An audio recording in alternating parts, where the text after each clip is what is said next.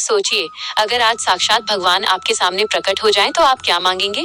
धन, लंबी आयु या परिवार की सुख शांति? लेकिन आज से हजारों साल पहले एक ऐसी महान स्त्री हुई जिन्होंने भगवान के सामने हाथ जोड़कर कुछ ऐसा मांगा जिसकी कल्पना मात्र से ही हम कांप उठते हैं। उन्होंने मांगा अपार दुख और पग पग पर विपत्तियां। आखिर क्यों एक माँ ने अपने लिए कांटों का ताज चुना? क्या छिपा था इस अनोखी मांग के पीछे का रहस्य? आइए आज मधु डिवाइन स्टोरीज के इस विशेष अंक में जानते हैं माता कुंती और श्री कृष्ण के उस अद्भुत संवाद की गाथा जो आपके जीवन को देखने का नजरिया हमेशा के लिए बदल देगी। विस्तृत कथा। कुंती का आत्मनिवेदन। 1 घंटे की वीडियो के लिए विस्तार। महाभारत का भीषण युद्ध समाप्त हो चुका था।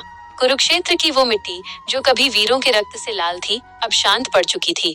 अधर्म के अंधकार का नाश हुआ और पांडवों के रूप में धर्म का सूरज उदय हुआ।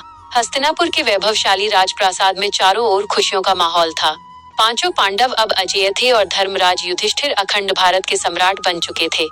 लेकिन इन सब खुशियों के बीच वो शख्सियत जिसने पांडवों की जीत की नींव रखी थी, यानी द्वारकाधीश श्री कृष्ण, अब विदा लेने की तैयारी में थे। श्री कृष्ण जब अपनी बुआ कुंती के कक्ष में पहुंचे तो उन्होंने देखा कि कुंती एकांत में बैठी कुछ चिंतन कर रही हैं। भगवान ने कोमलता से उनके चरण स्पर्श किए और कहा, तारांकन बुआ, अब आपके कष्टों की रात बीत गई है। आपने अपने जीवन में जो संघर्ष सहा, जो अपमान के जहर पिए, उन सबका फल आज मिल गया है। आपके पुत्र अब विश्व के स्वामी हैं। मैं द्वारका लौट रहा हूँ, लेकिन जाने से पहले मैं चाहता हूँ कि आप मुझसे कोई वरदान मांग लें। आज मैं आपको वो सब कुछ दे सकता हूँ जिसकी कोई कल्पना भी नहीं कर सकता। कुंती ने अपनी बूढ़ी लेकिन तेजस्वी आंखों से कृष्ण की ओर देखा। उनकी आंखों में उस समय मोह नहीं बल्कि एक दिव्य चमक थी। उन्होंने कांपते हुए हाथों को जोड़ा और अत्यंत धीमे परंतु स्पष्ट स्वर में कहा, तारांकन, हे माधव, यदि तुम वास्तव में मुझे कुछ देना चाहते हो तो मुझे सदा सदा के लिए विपदः यानी विपत्तियां दे दो। मुझे फिर से वही दुख दे दो, वही अपमान दे दो और वही अभाव दे दो जिनसे मैं अभी निकल कर आई हूँ। वहां खड़ा हर व्यक्ति, हर सैनिक और स्वयं पांडव भी जड़वत रह गए। कृष्ण ने मुस्कुराते हुए पूछा, बुआ, लोग तो सुख मांगते हैं, आप दुख क्यों मांग रही हैं? तब कुंती ने जो उत्तर दिया वही इस कथा का सार है। उन्होंने कहा, तारांकन, हे केशव, जब हम वन वन भटक रहे थे, जब लाक्षागृह की आग हमारे चारों ओर थी, जब दुर्वासा ऋषि का क्रोध हमारे द्वार पर था, जब भरी सभा में हमारी कुलवधू का चीरहरण हो रहा था, तब तुम हमारे साथ थे।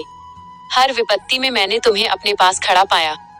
दुख हमें तुम्हारी याद दिलाता था, हमें तुम्हारे चरणों से जोड़कर रखता था। लेकिन आज जब हमारे पास राजपाट है, सेवक हैं और अपार संपत्ति है, तो मुझे डर लग रहा है।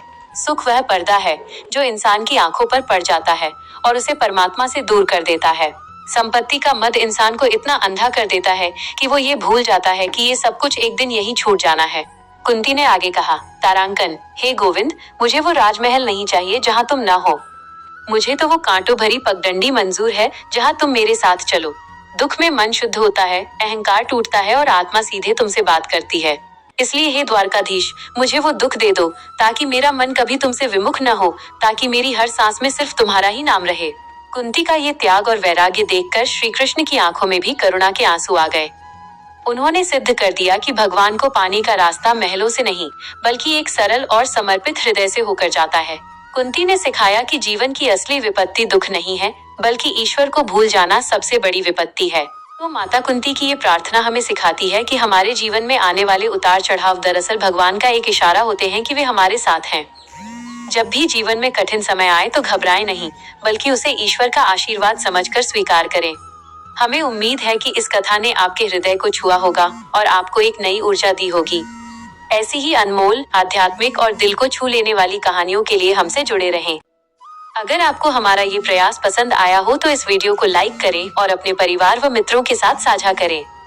और हाँ, ऐसी ही दिव्य कथाओं का आनंद लेते रहने के लिए थॉट्स विद माधु को सब्सक्राइब जरूर करें। मिलते हैं अगले अंक में, तब तक के लिए राधे राधे।